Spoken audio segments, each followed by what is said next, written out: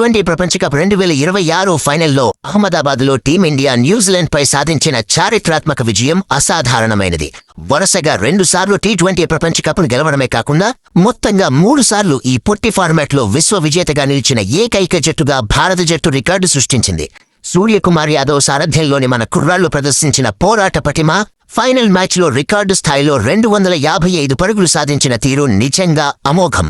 ఈ ప్రయాణంలో ముఖ్యంగా సంజు శాంసన్ ఆడిన 89 పరుగుల విధ్వంసకర ఇన్నింగ్స్తో పాటు అలాగే జస్ప్రీత్ బుమ్రా కేవలం 15 పరుగులకే 4 వికెట్లు తీసి రఫ్ ఆడించిన తీరు ప్రతి క్రికెట్ అభిమాన్ని ఉర్రూరు తొలగించాయి. ఈ సంచలన విజయం తర్వాత క్రికెట్ దిగ్గజాలు తమ అధికారిక సోషల్ మీడియా ఖాతాల్లో మరియు ఇంటర్వ్యూల్లో మన జట్టు ఆట తీరును ఎలా ప్రశంసించారో, వారి స్పందనలు ఎలా ఉన్నాయో ఇప్పుడు చూద్దాం. క్రికెట్ దేవుడు సచిన్ టెండూల్కర్ ఈ విజయంపై అధికారికంగా స్పందిస్తూ సాంకేతికపరమైన అద్భుత విశ్లేషణను అందించారు. భారత బౌలర్లు మైదానం కొలతలను అర్థం చేసుకుని స్లో బంతులు, షార్ట్ పిచ్ బంతులను చాలా తెలివిగా ఉపయోగించారని ఆయన ప్రశంసించారు. అంతేకాకుండా టోర్నీ మొదట్లో ఇబ్బంది పడ్డ అభిషేక్ శర్మపై జట్టు ఉంచిన నమ్మకాన్ని ఫైనల్లో అతను నిలబెట్టుకున్నాడని సచిన్ మెచ్చుకున్నాడు. ఫైనల్లో అదరగొట్టిన సంజు శాంసన్తో పాటు ఎప్పుడూ జట్టును ఆదుకునే బుమ్రా మరోసారి తన కర్తవ్యాన్ని పూర్తి చేశారని కొనియాడారు. జట్టు సాధించిన గెలుపు పట్ల సచిన్ అమితమైన ఆనందాన్ని వ్యక్తం చేశారు. సిక్సర్ల కింగ్ యువరాజ్ సింగ్ తన ఎక్స్ ఖాతా ద్వారా అధికారికంగా స్పందిస్తూ జట్టుపై ప్రశంసల వర్షం కురిపించారు. వరల్డ్ కప్ను కాపాడుకోవడం అంటే ఎంతో గొప్ప క్యారెక్టర్ కావాలని, సూర్యకుమార్ యాదవ్ నేతృత్వంలోని జట్టు ఆ కసిని చూపించిందని యువరాజ్ ట్వీట్ చేశారు. ఈ ఫైనల్ మ్యాచ్లో సంజు శాంసన్, ఇషాన్ కిషన్ మరియు అభిషేక్ శర్మ అత్యద్భుతంగా ఆడారని, ముఖ్యంగా సంజు శాంసన్ తనకి దక్కిన అవకాశాలను సద్వినియోగం చేసుకుని తానొక అసలైన మ్యాచ్ విన్నర్ అని మరోసారి నిరూపించుకున్నాడని యువి తన సంతోషాన్ని పంచుకున్నాడు. భారత దిగ్గజం సునీల్ గవాస్కర్ ఫైనల్ మ్యాచ్లో జస్ప్రీత్ బుమ్రా చేసిన బౌలింగ్ చూసి మంత్రముగ్ధులయ్యారు. ఆయన అధికారికంగా మాట్లాడుతూ బుమ్రా కేవలం ఈ తరానికి మాత్రమే పరిమితమైన బౌలర్ కాదని, అతను శతాబ్దికోసారి పుట్టే అత్యుత్తమ బౌలర్ అని కొనియాడారు. బంతిని అతని చేతికి ఇస్తే చాలు, ఫార్మాట్ ఏదైనా సరే వికెట్లు రాబడతాడని గవాస్కర్ కితాబిచ్చాడు. ఇక సంజు శాంసన్ ఆడిన మ్యాచ్ విన్నింగ్ ఇన్నింగ్స్లు టీమిండియా గెలుపులో కీలక పాత్ర పోషించాయని అభినందనలు తెలుపుతూ ఇషాన్ కిషన్ పట్టిన అద్భుతమైన క్యాచ్లను ఆయన ప్రత్యేకంగా ప్రస్తావించాడు.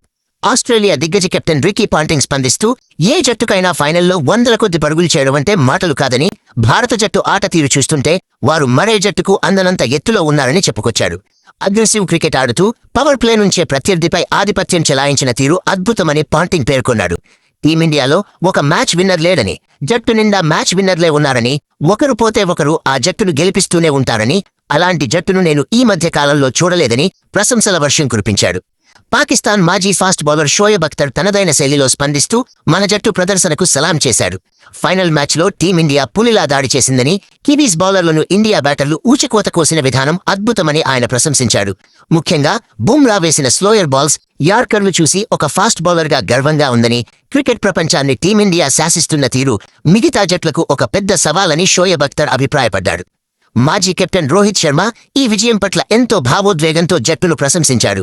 కుర్రాళ్లు చరిత్రను తిరగరాశారు, తన వారసత్వాన్ని అద్భుతంగా ముందుకు తీసుకెళ్తున్నారని రోహిత్ ఆనందం వ్యక్తం చేశారు. ఫైనల్ మ్యాచ్లో సంజు శాంసన్ చూపించిన మెచ్యూరిటీ, అలాగే బుమ్రా వేసిన స్పెల్ క్రికెట్ చరిత్రలో నిలిచిపోతాయని, ఈ జట్టు సాధించిన వరుస విజయాలు వారు కనపరుస్తున్న అంకిత భావానికి నిదర్శనమని రోహిత్ గర్వంగా చెప్పాడు. మిస్టర్ కూల్ మహేంద్ర సింగ్ ధోని ఎప్పటిలాగే ప్రశాంతంగా తన స్పందనను తెలియచేశారు. అహ్మదాబాద్ వేదికగా సరికొత్త చరిత్ర లిఖించబడింది. ఈ అద్భుత విజయాన్ని సాధించిన జట్టుకు, సపోర్ట్ స్టాఫ్కు, అలాగే ప్రపంచవ్యాప్తంగా ఉన్న భారత క్రికెట్ అభిమానులందరికీ నా హృదయపూర్వక శుభాకాంక్షలు. మీరంతా మైదానంలో ఆడుతున్న తీరును చూడడం నాకు ఎంతో ఆనందాన్నిచ్చింది. కోచ్ సాబ్, మీ ముఖంలో ఆ చిరునవ్వు చాలా బాగుంది. ఆట పట్ల ఉండే తీవ్రతకు ముఖంపై ఉండే చిరునవ్వు తోడైతే అదొక కిల్లర్ కాంబినేషన్. మీరంతా చాలా బాగా చేశారు. ఈ గెలుపును బాగా ఎంజాయ్ చేయండి.